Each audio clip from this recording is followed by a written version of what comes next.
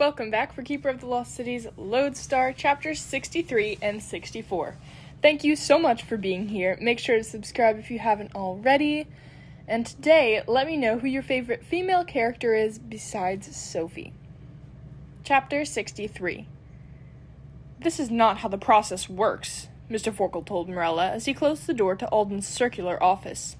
He'd chosen Everglen as a meeting point, since Havenfield felt too vulnerable, and the Vackers had been generous enough to offer their home.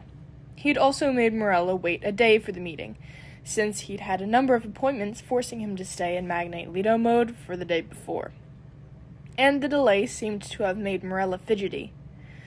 Or maybe it was hard to look in Mr. Forkle's eyes, as he told her, "And I don't simply mean that triggering abilities this way is unnatural. Important information about a possible murderer should never be a bargaining chip." "I know," Morella mumbled, sinking into one of the plush armchairs that faced the room's floor-to-ceiling aquarium. Dex, Fitz, Bianna, and Sophie leaned against the windowed walls behind her, while Sandor, Walter, Grizzle, and Lovis waited outside to give them more space. "But I've tried everything else," she whispered. "And I knew you'd triggered Sophie's abilities." "Miss Foster was a very special case," Mr. Forkle interrupted. "Yeah, I'm aware. But I figured, if it doesn't work, at least I'll know I did everything I possibly could. And here, you can see I'm good for the information part." She pulled a thick sealed envelope from a pocket in her wrinkled cape and set it on the edge of Alden's massive desk. "The secret my mom gave me is in there. If you want to open it first, that's cool." "That won't be necessary," Mr. Forkle said, even though Sophie was ready to snatch it and tear it up. "Perhaps this will prove that you need not resort to such drastic measures should you ever seek my help in the future." He stepped closer and Morella flinched. "Have you changed your mind?" "No." Morella straightened in her chair. I was just wondering if it will, hurt?" Having an ability triggered can be a strange sensation, but not an unpleasant one. It's also important to keep in mind that hardly anyone manifests immediately. It will only take me a few moments to send mental energy into the portions of your brain where abilities develop. But you might not notice a change for several hours or days, or your mind may not still be ready. "Is there any specific way to trigger empathy?" Morella asked. "No. Our abilities stem from our genetics. Whatever you will or won't be has already been decided. And might I add that oftentimes nature is far smarter than we are. We may want a certain ability, only to discover that what we manifest is far better suited. That'd be easier to believe if it weren't coming from a guy who handpicked 1 billion abilities for Sophie," Morella mumbled. "As I said, Miss Foster is a special case. Though, for the record, I did let her genetics guide me. Not every ability she has are ones I've chosen." "Which ones aren't?" Sophie asked. "Besides teleporting." "That's irrelevant information," Mr. Forkle told her. "They're a part of you either way." "Does she have abilities she hasn't manifested?" Dex asked. "Let's not get sidetracked," Mr. Forkle said. "Are you ready now, Miss Reddick?" Morella took a deep breath before she nodded. "Very well. Hold still." Mr. Forkle reached for her face, pressing 2 fingers against each of her temples as he closed his eyes. "I will start in 3, 2, 1. "Whoa, you were right about that being strange," Morella said, scratching the top of her head. "It's super tingly, and it keeps getting warmer."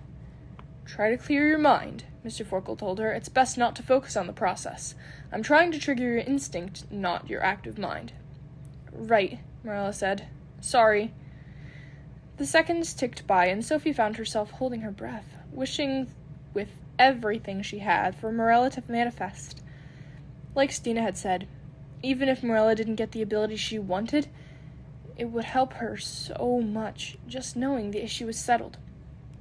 "One last push," Mr. Forkle said, scrunching his brow. Morella gripped the arms of her chair and let out a tiny squeak before Mr. Forkle stumbled back and leaned against the desk. A sheen of sweat glistened across his face, and his breath sounded like he'd just run up 10 flights of stairs. "Whoa, It's all spinny and flippy in my head right now, Marilla mumbled. I'm not surprised. I gave you every bit of mental energy I could spare, Mr. Forkle told her. I'll leap you home as soon as your head clears, and then you need to rest. Let me know when you feel ready. Yeah, I might need a few minutes, Marilla warned, waving her fingers in front of her eyes like her vision had blurred. So, we can open the envelope now? Fitz asked, already reaching for it.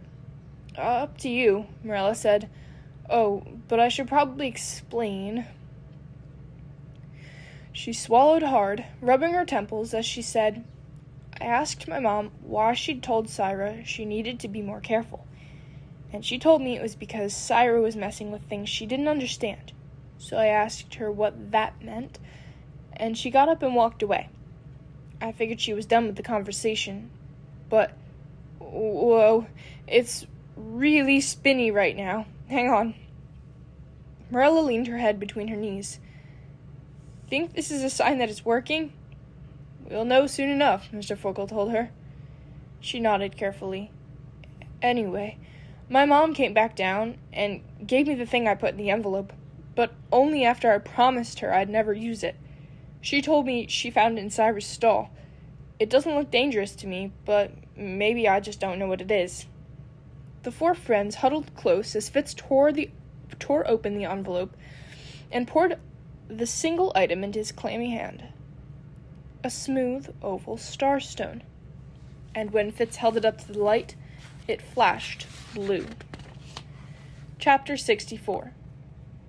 We need to find out where it takes us, Sophie said, pointing to the blue beam of light that the starstone cast on the floor. Right on cue, the door burst open and all four bodyguards rushed in, shouting the many reasons none of them would be going anywhere. Wow, is it always this way for you guys? Marilla asked, rubbing her forehead. Pretty much. Sophie raised her hands to get everyone's attention. I know you don't want us to do this, but Starstones remember the last place they've been, so we have to find out where this one goes. And since goblins can't light leap without elves, some of us are going to have to go.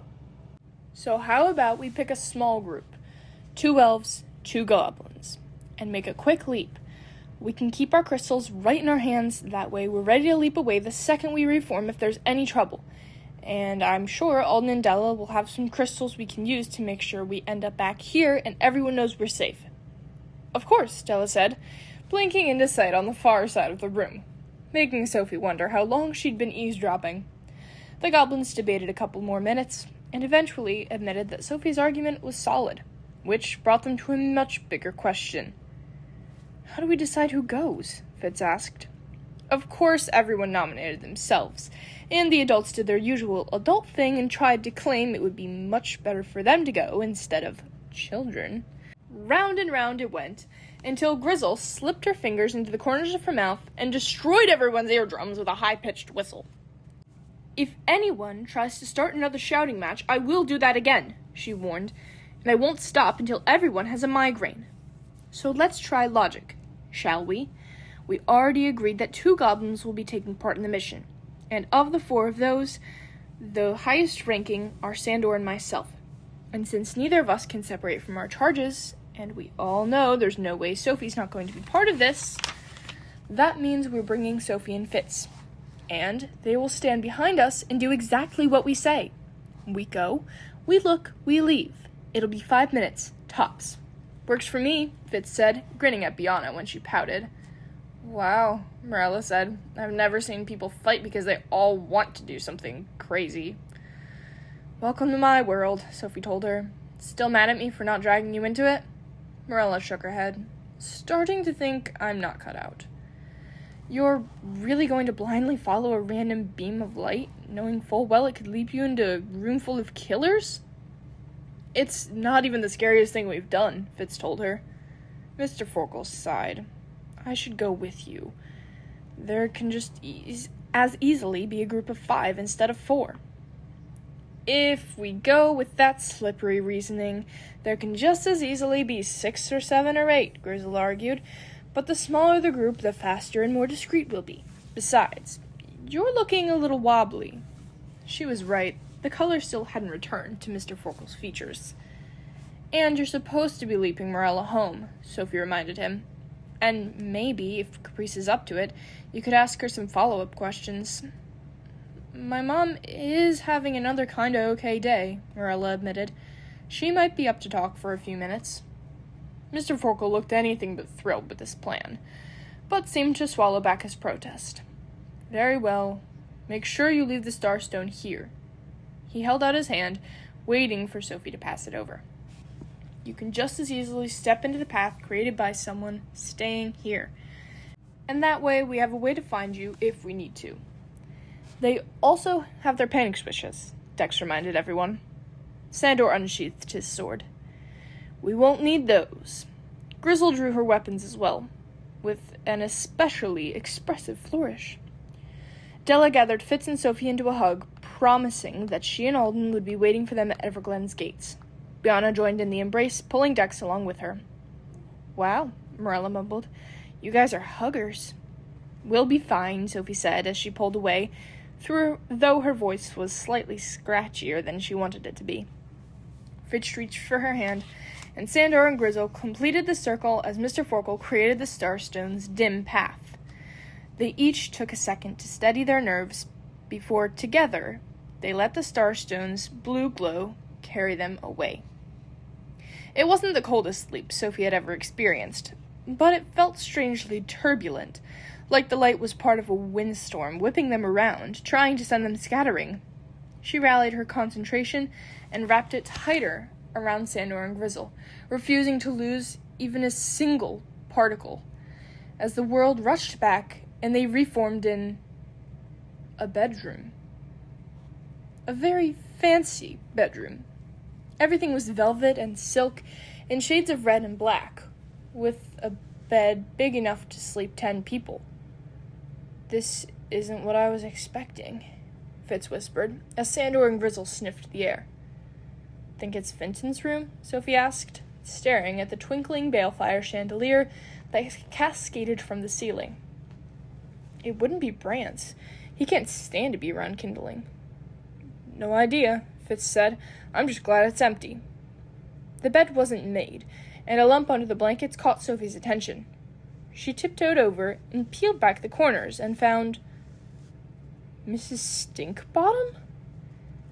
The fluffy stuffed Goulon stared back at her with its glassy eyes. So this is Keith's room? Fitz asked. I thought he didn't take Miss Stinkbottom with him.